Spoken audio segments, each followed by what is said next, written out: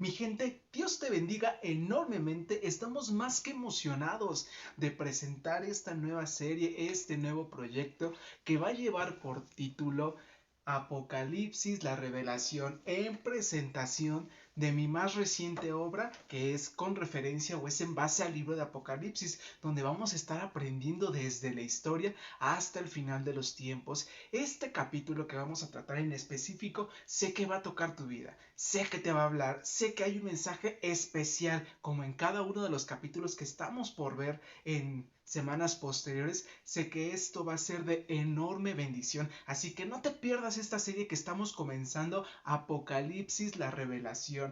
Al final el libro se ha abierto para que puedas entender a grandes rasgos qué es lo que Dios tiene, cuál es el plan profético, qué es lo que Dios quiere para cada uno de nosotros, qué es lo que va a pasar posterior a lo que estamos viviendo, porque sabemos de antemano que los tiempos cada día van a ser más y más complicados y más difíciles. No lo digo yo, lo dice la Biblia. Entonces hay que irnos preparando y entendiendo las profecías que Dios ya nos dejó. Así que mi nombre es Josué Luciano y quédate para aprender algo más.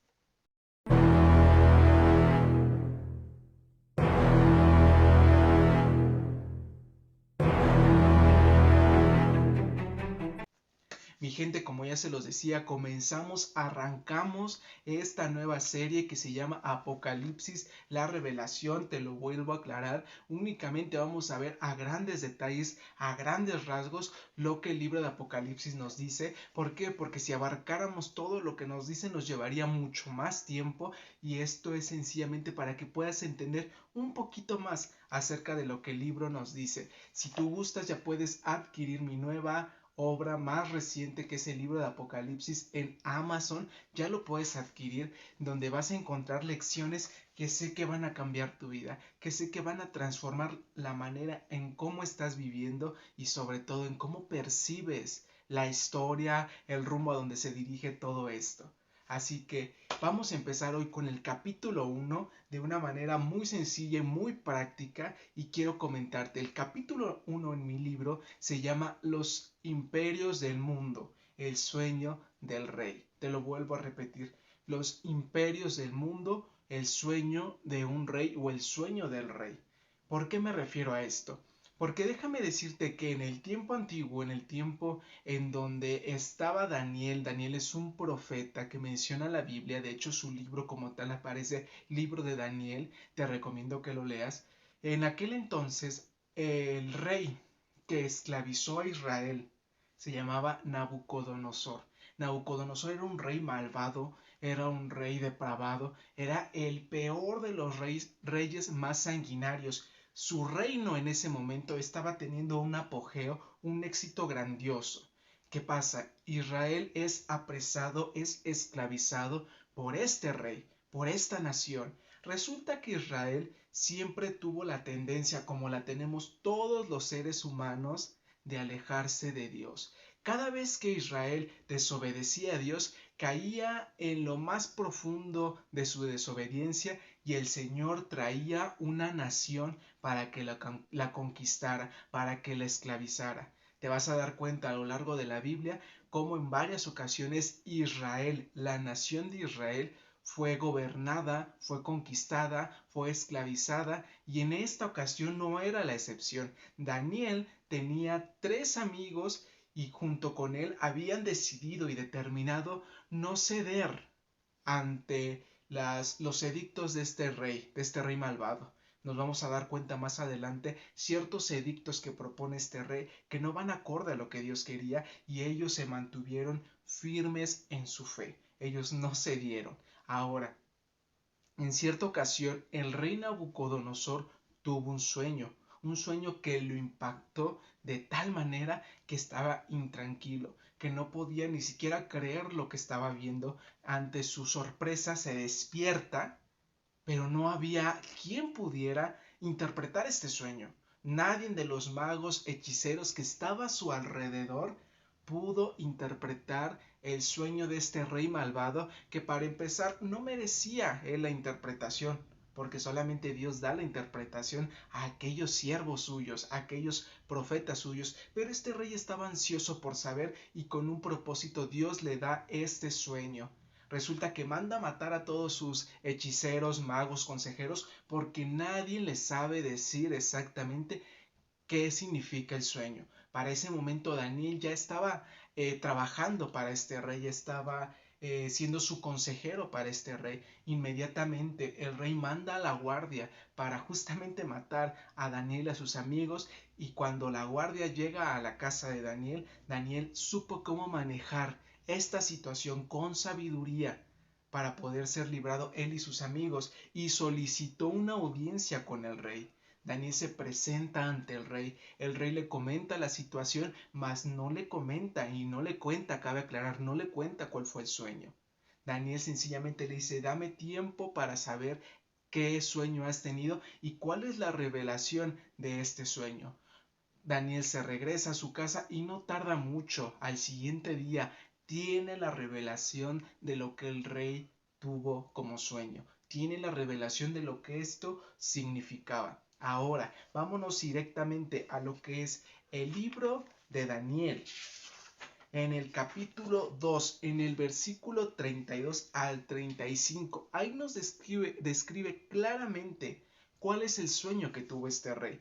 Dice, en su visión, Daniel le dice al rey, su majestad vio frente a sí una enorme estatua resplandeciente de un hombre. Daba terror verla. La cabeza de la estatua era de oro fino, el pecho y los brazos eran de plata, el vientre y los muslos de bronce, las piernas eran de hierro y los pies eran una mezcla de hierro y barro cocido.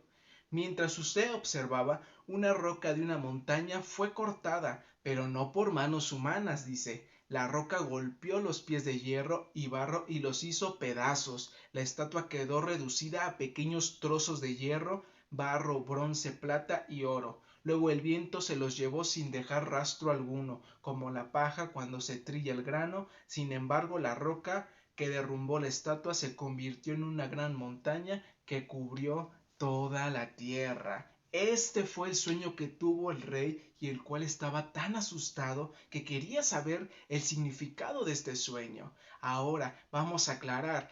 Cuando la palabra establece acerca del imperio babilónico, déjame decirte que el imperio babilónico tiene sus orígenes desde el libro de Génesis. Te recuerdo que hubo un grupo de gente que hizo una torre grandísima, queriendo de esa forma desafiar a Dios. ¿Por qué? Porque el Señor les había dicho que ellos debían multiplicarse, fructificar y esparcirse por toda la tierra. ¿Qué pasó cuando esta nación perversa, Babel, decide hacer una gran estatua, un gran edificio, un gran monumento? Ellos hicieron este monumento con el fin de que en caso de dispersarse, pudieran volver a regresar al mismo sitio, cosa contraria a lo que Dios quería. Dios quería que el ser humano se dispersara y ocupara la tierra, pero ellos querían establecerse en un solo sitio. Y mientras ellos estaban trabajando en la obra, ¿qué crees? Que la Trinidad, Jesús, Dios y el Padre, el Espíritu Santo, descienden sobre este pueblo y confunden su lenguaje, de tal forma que no se entendieron ya y se dispersaron. Pero desde ese momento se menciona a la nación de Babel, o lo que posteriormente sería Babilonia. Después este rey llega a conquistar a Israel y es cuando tiene este sueño. Perfecto. Ahora, este sueño que él tuvo tiene un significado muy grande para nuestro tiempo. Y déjame llevarte directamente a primero entender qué es lo que se manejaba en la nación de Babilonia, en el imperio babilónico. Una de las características que tenía Babilonia en ese tiempo, déjame decirte que eran muy buenos en la geología, eran muy buenos en la geografía, eran muy buenos en las matemáticas, eran muy buenos en los asuntos civiles, eran muy buenos en lo que son las dotes y en la compra de esclavos. Pero también déjame decirte que el lado oscuro de esta nación es que ahí fue donde creció la cuna del ocultismo. Ahí es donde se practicó lo que es el espiritismo, la brujería, todo lo que tenga que ver con las ciencias ocultas. Ahí fue la cuna, ahí fue la sede de todo ello. Entonces, por esa misma razón es que desde un principio la Biblia nos establece que esta nación como que no tenía un buen comienzo, no tenía un buen cimiento, porque de antemano venían arrastrando ciertas costumbres que no van acorde a lo que Dios quiere. El imperio de Babilonia duró solamente 87 años. Su esplendor, su larga duración en esta tierra únicamente fue de 87 años antes de que el rey de Ciro viniera a conquistarlos. Ahora, ¿qué significa la estatua que vio este rey? Sencillamente, déjame decirte que la palabra establece que la cabeza de esta estatua era de oro fino. Después menciona que el pecho y los brazos eran de plata, el vientre y los muslos de bronce, las piernas eran de hierro y los pies eran de una mezcla de hierro y barro cocido. Cuando la palabra te establece cada una de estos materiales y te hace énfasis en cada una de las partes de esta gran estatua que vio el rey, hace referencia a los imperios más poderosos que reinarían después de que el imperio babilónico dejara de existir. Así que la primera mención que hace es una cabeza de oro puro. Esta cabeza de oro puro hace referencia al imperio babilónico. Esta cabeza representa al imperio babilónico. Después, más adelante, iremos viendo en los capítulos posteriores cómo cada una de las partes de este cuerpo, de esta gran estatua, representan un imperio, una nación que se levantaría, una más poderosa que la otra. Y cada una tiene un significado en específico con referencia al plan profético de lo que Dios tiene preparado o de lo que Dios tuvo preparado en la historia antigua. Pero es increíble ver cómo Dios desde un principio, desde el tiempo de Daniel, ya estaba estableciendo cuáles iban a ser los imperios más poderosos y posteriores. Son imperios conocidos, son imperios que veremos más adelante y que te impactará la raíz de todo lo que tienen estos imperios. Solamente quédate con que estas partes de esta estatua, de esta enorme estatua que soñó el rey, representan imperios y el primer imperio era su propio imperio. Esa cabeza de oro representa el imperio babilónico. Ahora, tiempo después, Daniel tiene una revelación personal que Dios le da. Y en específico en esta revelación dice la palabra que él vio.